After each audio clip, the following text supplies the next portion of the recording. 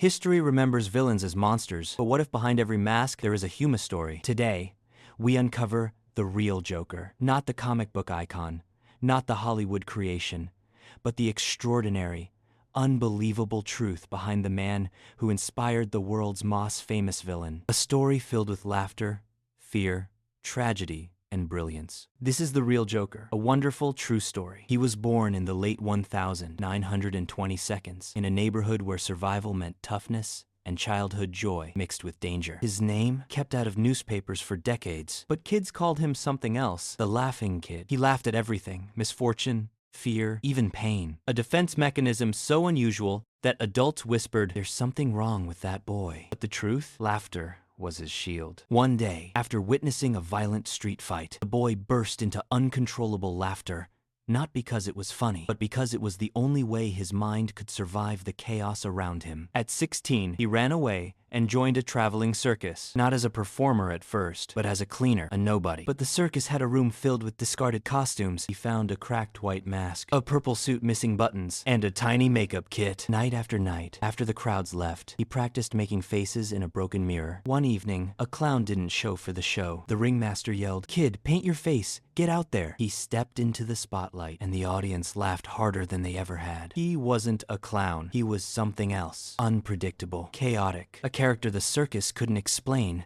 but couldn't ignore. But not all laughter is innocent. After the circus went bankrupt, the young man drifted into the underground world of 1,940 seconds. Nightlife bars, backrooms, gambling dens. He used humor as a weapon. People expected a clown to be harmless. He used that expectation to slip past danger, to distract bouncers, to make gangsters underestimate him. Soon, he became a messenger for local criminals, delivering notes, carrying secrets. But his talent wasn't running errands. It was manipulation. He could make people relax, make them reveal things they shouldn't, make them trust him. His laugh, sharp, unpredictable, became his signature. In 1946, everything changed. A robbery went wrong. Shots fired. A chase near an old chemical plant. Cornered and desperate, the young man climbed a catwalk. A bullet ricocheted. He slipped, falling into a vat of industrial dye. He survived, but his appearance was forever altered. Pale skin, darkened lips, a permanent, haunting smile caused by nerve damage. Doctors said it was tragic. He thought it was destiny. He embraced the new face and created a persona the city would never forget. From 1947 to 1952.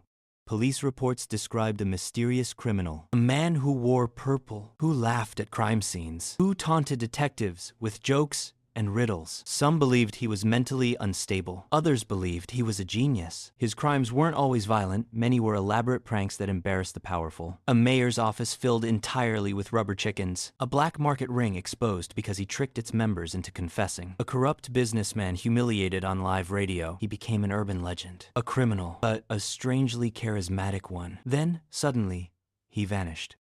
Some say he fled the country. Some say he was killed by rival criminals. Others claim he lived the rest of his life quietly, watching the world turn his legend into pop culture. But police files, now declassified, describe one final clue. A purple coat hung neatly in an abandoned warehouse. Inside the pocket, a handwritten note. A joke is only funny because it ends. The comic book Joker was created in 1940, but his personality, the chaos, the laughter, the tragic smile echoes real figures who walked our streets. This is not a story about evil. It's a story about a boy who survived the world by laughing at it and became a legend because of it. Some say he was a villain. Some say he was a hero. But one thing is certain, the real Joker was wonderfully, terrifyingly human.